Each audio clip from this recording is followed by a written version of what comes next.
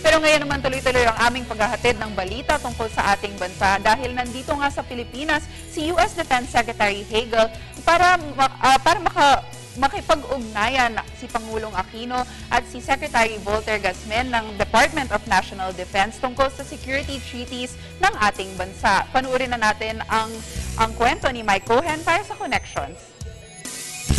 Isang flashpoint na maaaring pagsimula ng dulo ang pili ni US Defense Secretary sa West Philippine Sea at karagatan ng Asia dulot ng patuloy na tensyon sa pagitan ng Pilipinas, Vietnam, Indonesia, Brunei at Malaysia at People's Republic of China dito laban sa mga bansa ng ASEAN.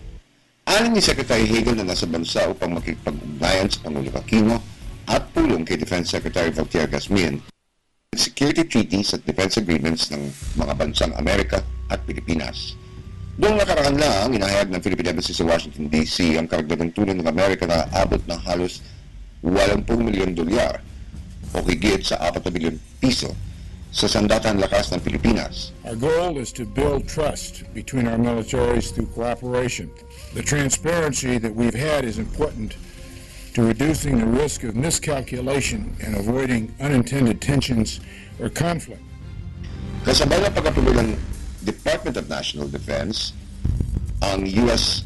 government grant-supported CWAT system ng Raytheon, isang radar at digital monitoring center na maaaring makakatulong sa pagbantay ng Coast Guard at Navy sa karagatan ng bansa.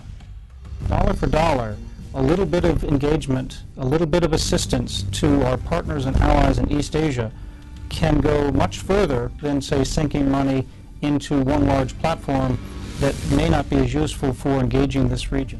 Bagamat di kumakampi ang Amerika sa lahat ng issue ng territorial dispute sa Asia, kahit sa hidwaan ng China, Japan at Korea, sa East China Sea o sa West Philippine Sea sa pagitan ng Pilipinas, Vietnam at China.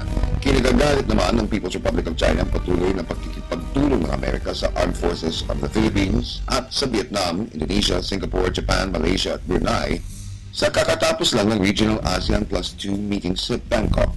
Sinabi ni Hagel na kung di masasaayos ang hidwaan at mga confrontation sa pagitan ng China at mga bansa sa ASEAN sa pinagtatalo ng teritoryo, maaaring maging hadlang ito sa kapayapaan at kaunlaran.